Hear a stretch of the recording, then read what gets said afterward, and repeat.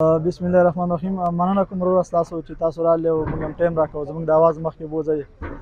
زموږ د حکومت نه دا مطالبه ده، زموږ د اعلی چارواکو نه دا مطالبه ده څنګه چې د ګورنمنټ ملازم وي د هغوی بجټ خیجي، د هغوی چې کوم د پرسنټیج کال کې داسې زموږ د مزدورانو د لیبرانو دپاره پکار ده چې داسې اواز پورته کړي او زموږ هم دې ریټ کې لږ زیاتوالی راشي، ځکه چې مهنګۍ ډېره زیاته ده، هر څه ډېر زیات ګران شوي دي. موږ د مجبورۍ نه دلته کې په دې ریټ لګو پرېښودی نه شو. نو پکار ده چې زموږ څوک ملاتړ جوړ شي او زموږ دپاره خبره وکړي. هر څه ګران دي. مخکې به چې چینچۍ کې 230 روپۍ کرۍ عمر کړله، نن سبا 80 روپۍ ده. یو مزدور چې ډېری ته ځي راځي نو 300 روپۍ کرۍ لګي. نو زموږ دپاره خو ډېره سخته ده. موږ د مجبورۍ نه دلته لګو، بل ځای ته تللی نه شو. نو ستاسو شکریه ادا کوو د اعلی چارواکو نه. زموږ دا مطالبه ده چې زموږ دپاره دلته کې راشي او خبره وکړي. او سبا د یو مزدور ورځ ده چې موږ له دې دا ریټ سیوا شي ګراني ده. خیر ده موږ هم داسې نه کوو چې اوس پورې نښتې شیشه به موږ له به 2000 روپۍ راکوئ. دومره کوئ چې کار هم پرې برابر شي ستاسو هم او زموږ هم.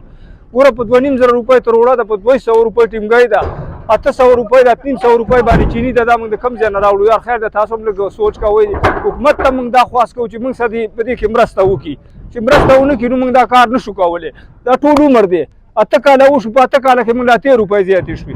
خیر دی لږ انصاف پکار دی. دا د زور کار دی، د یوې ورځې کار نه دی، د کلونو کار دی. دوی سبا هم ریټ کوو، موږ سبا هم ریټ کوي. چې موږ سره دا نه کېږي نو موږ دا ډېره سخته ده یار. زمونږ خو دا هړتال شوی د مزدورانو باره کې نه دی، ریټ کم او د لمي ورځ هم منځلی کېږي د مزدورانو. نو موږ ډېره سخته ګراني ده او دا ریټ هم اوچت کړی و. ټیکهدارانو ته هم ویلي وو، ټیکهدارانو خپل منځ کې سلا وکړه چې ریټ در اوچتو خو 285 روپۍ درکوو. نو مخکې د بوتل پیسې مې یادې کړې، اوس یې هغه هم کټ کړی او اوس هم ځینې مني او ځینې نه مني. نو خبره به شروع ده خو اې سي صاحب له پکار دی چې په دې باندې ایکشن والي، ځکه چې ټولو غریبي ده او سخته ده، ګرمي هم ده. دې کې دا کار مطلب خوږ شي نو پیسې ورکوي نه څه ورکوي او نور هم ډېر تکلیفونه دي. خو بس دومره به وکړو چې دا ریټ خبره راله حل کړي اې سي صاحب. نو په دې باندې خبره شروع ده، ګرځي را ګرځي ټیکهداران. پکار ده چې دا خبره د مزدورانو وکړي. د ټول ناول خو زه ستاسو ډېره شکریه ادا کوم چې تاسو راغلئ، زموږ پوښتنه مو وکړله. او نن سبا دومره ګراني ده چې دا د لوډینګ کار دی. والله که دا نن سبا څوک هم وکړي، خو موږ د مجبورۍ نه لګیو چې دې کې له 20 روپۍ موږ وګټو، خو موږ ته هېڅ هم نه پاتې کېږي. په دې کې دا دی چې اوړه راوړئ نو چیني نه وي، چیني راوړئ غوړي نه وي. دا هر څه به پوره کېده په قرضدار باندې. بیا د ډاکټر روپۍ موږ سره نه وي، چا نه به ګرځو کلي کې، چا نه 10 روپۍ 20 روپۍ. نن سبا خو دومره ګراني ده والله چې دوایان هم دومره ګرانې 170% په هغې باندې ټیکس ولګېد. نو دې کې موږ ته هېڅ هم نه پاتې کېږي.